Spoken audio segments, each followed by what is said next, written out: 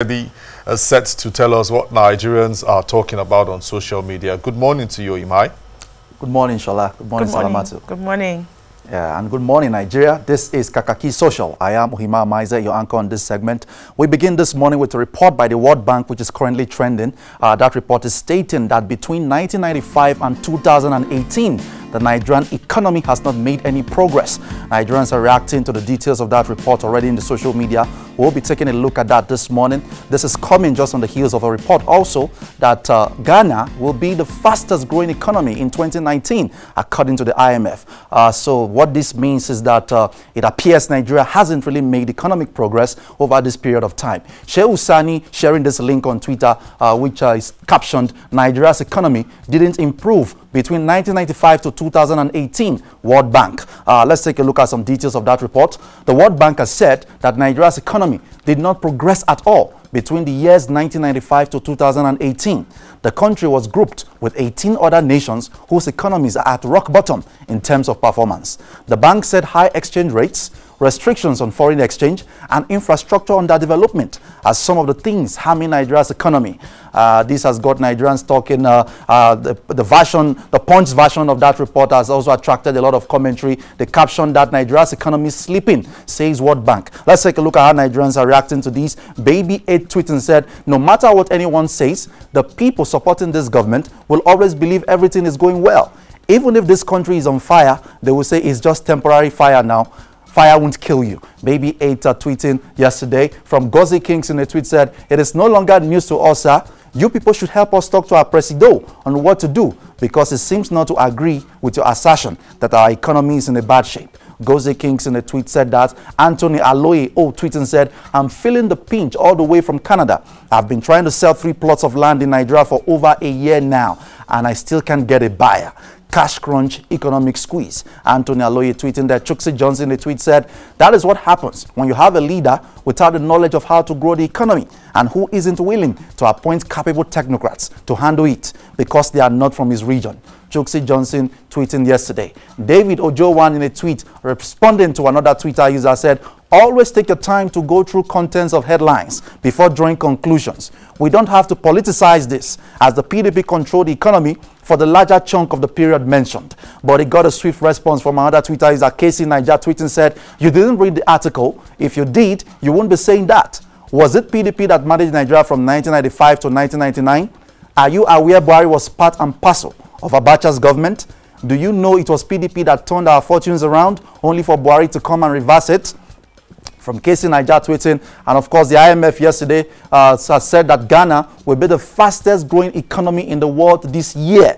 And quite interesting. If you take a look at the breakdown of the analysis of the IMF, 6 of the world's fastest growing economies are in Africa, according to IMF forecast. The countries are Senegal, Ivory Coast, Ethiopia, Rwanda, South Sudan, and then Ghana. Who would have thought that South Sudan would be on this radar of some of the fastest growing economies of 2019, considering it's a war-torn and war-ravaged country. Well, we move on and take a look at another rating yesterday from the IMF, another bad ranking. Roots TV Nigeria tweeting said another bad ranking. The IMF has ranked Nigeria as the 2nd worst country in the world in the use of sovereign wealth funds, topping only Qatar, while Ghana was ranked the best.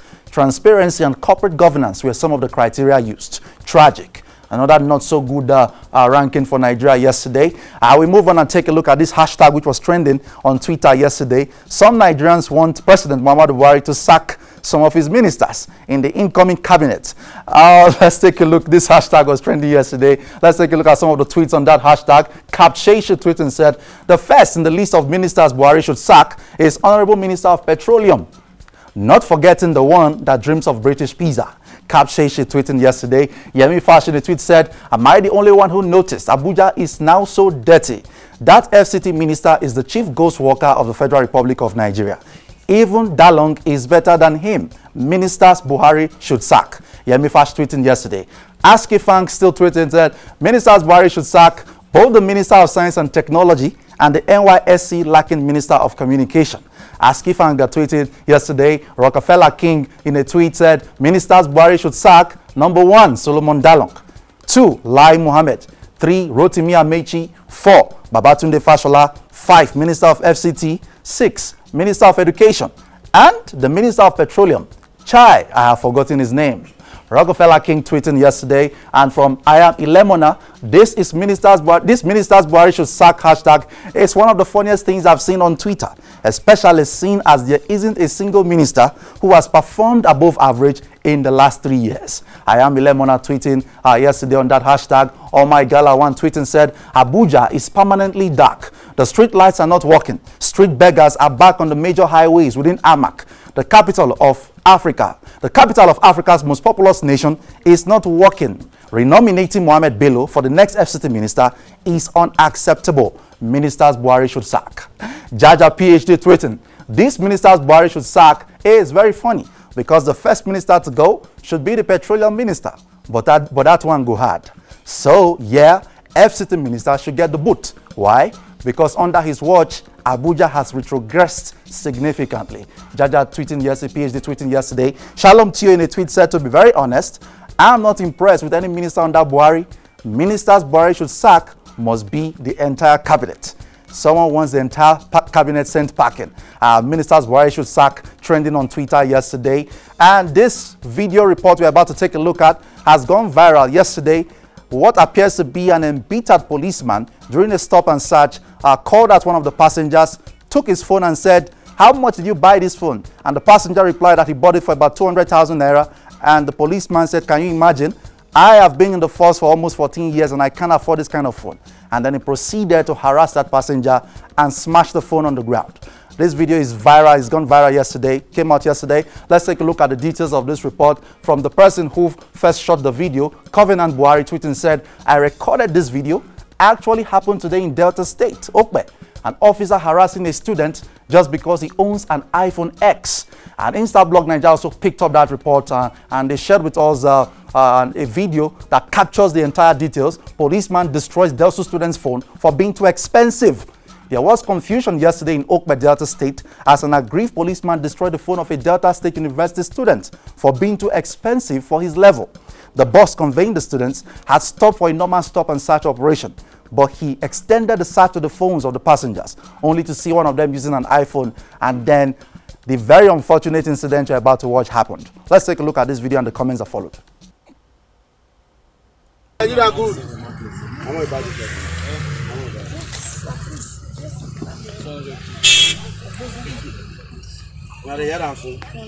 Meanwhile, they work for almost for 13 years now. This year, June, we made me 14 years for service. Never get money to buy 250 phone. Now 15,000. Now the 15,000 now go outside. Come, carry your bag. Carry your bag. I said carry your bag. Come down. See my bag. We have to go outside. Who get this bag? On my bag. You. Come down first. Now I see your face very well. Come down. Bros, me get me a look. Now to talk. Open that phone. I want my phone. Yeah, open up. Make I show them waiting there on phone.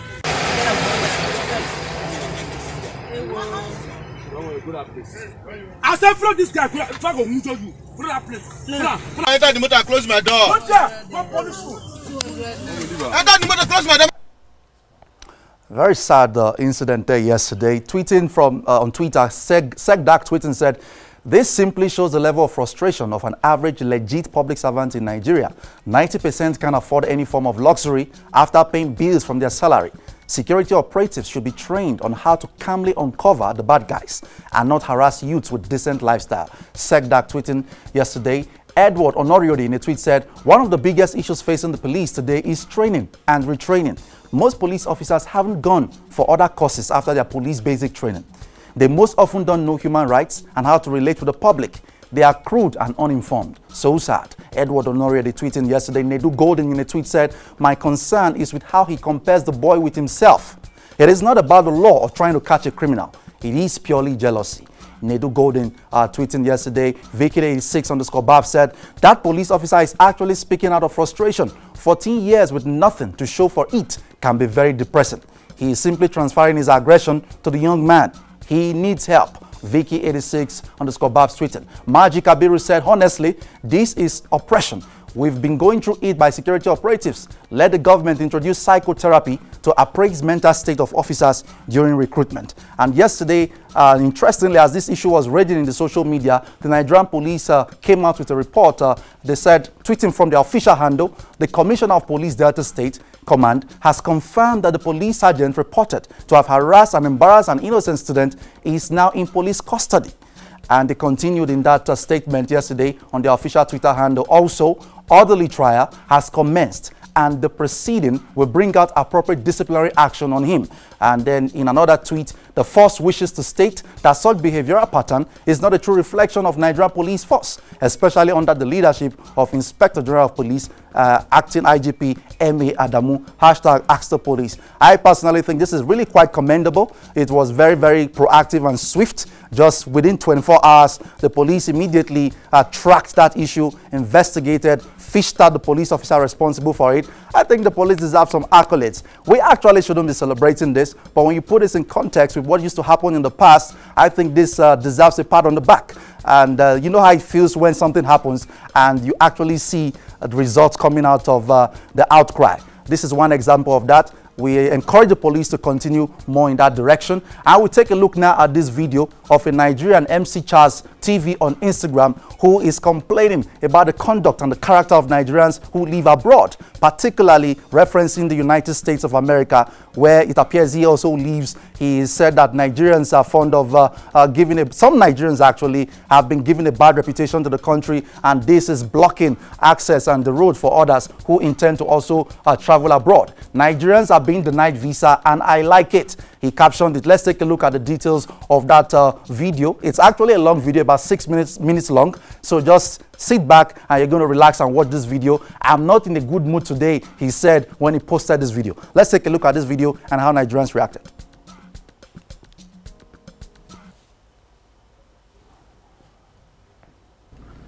All right, ladies and gentlemen, how y'all doing? It's your boy MC Chaz, and you know how we do it. It's definitely a wonderful day that the Lord has made today. Listen, straight to the point.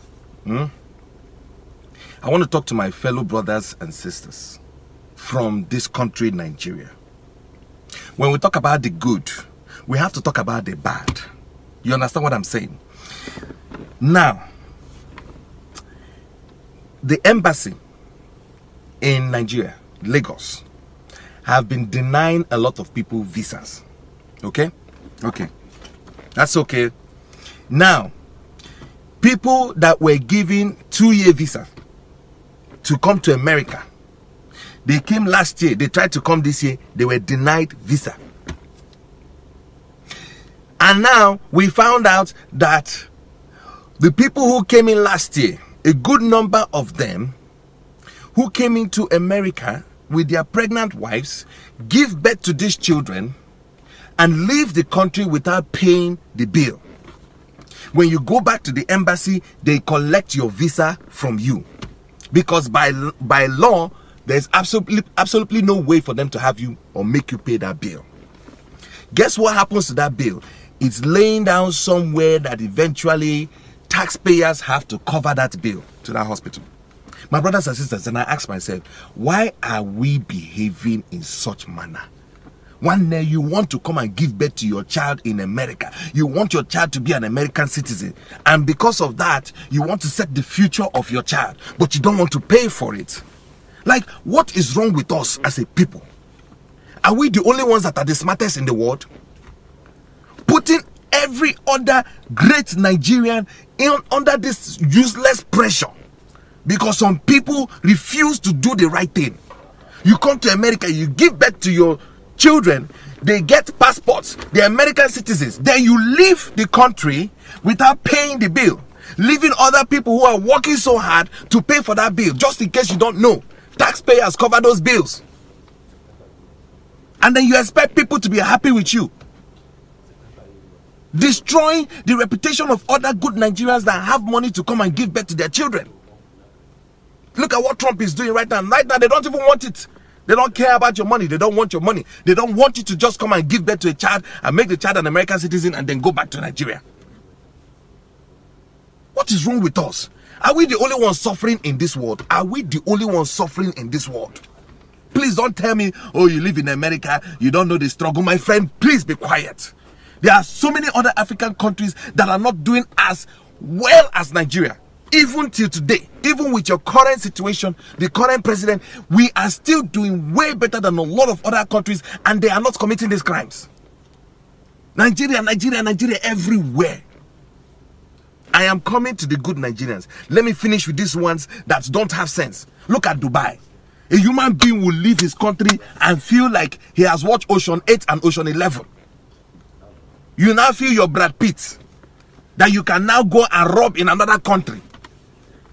Then Dubai now go say, oh, Nigerians, for now, we don't, 3 months visa is the highest, I be 1 month visa is the highest. You cannot get 3 months visa anymore. What is wrong with us? In this country now, for those of you that say, oh, you're in America, oh, you live abroad, you don't understand. We have people that are living abroad, people that live here in America, that are Nigerians, that keep giving our country a bad name because of the crimes that they are committing. I don't want to commit crime doesn't mean I'm stupid. So I don't want to play anybody, I don't want to chop anybody money doesn't mean I'm stupid. It is my own belief. It is what it is that I want to do. I want to work hard like every other normal human being. Even if say you must do something, you must chop money, you must play one kind of funny game. My brother, it's not something you now want to do for the rest of your life. Now, one day like this, I'll put the money in me. Now, wow, you use the money and do something and withdraw, resign. But some people now have taken it upon themselves to do it as a 9 to 5. Even these days now, people commit crimes and put it on Nigeria. I was reading an article. The article said John Ngwe, N-G-W-E, committed a crime in Greenbelt. Fraud. Where was it from? Nigeria. Nigerians don't answer Ngwe. We answer Igwe. We don't answer Ngwe. Ngwe is a Cameroonian name. You will see Nana Onuforo. When did Nigerians start answering Nana Onuforo? From where? Nigeria. You see the picture and you know that this person is a Ghanaian. Now, my people, those of you who have a good head on your shoulders, begin to stand up and defend yourself. I'm not going to justify anything that is taking place in some countries or those countries that feel that they need to get rid of Nigerians. But the truth is, we tend to do too much. And the truth is, the things that other idiots are doing is affecting us who are deciding to live our lives, who are law-abiding citizens. It is affecting us. You will see a Nigerian girl just became the first PhD holder in aerocraft.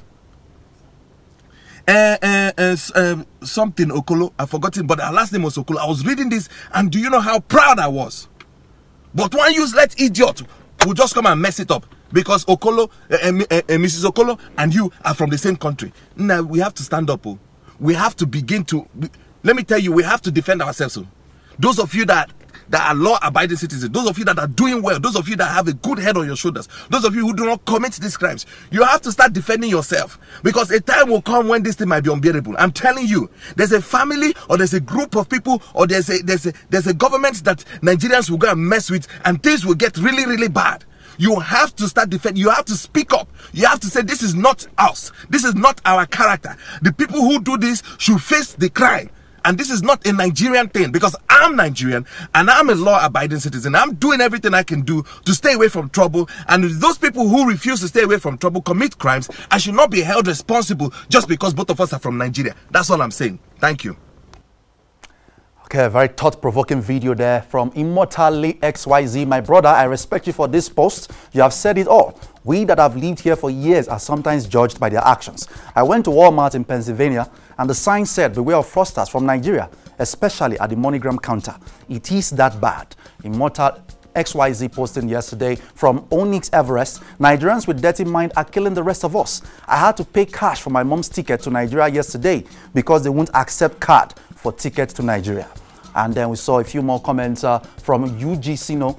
True talk, my brother. I work with Bank of America and I went through hell undergoing background check before I started work because of what some Nigerians did with the bank in the past. This is ridiculous, so shameful and annoying. Would you see no tweeting from Black Man Fateh posting said, spot on. I remember the ordeals I had to always go through whenever traveling to UK or the US from Nigeria, even with my Ghana passport. Just because I was living and working in Nigeria and got my visas from Nigeria. The name Nigeria alone needs rebranding.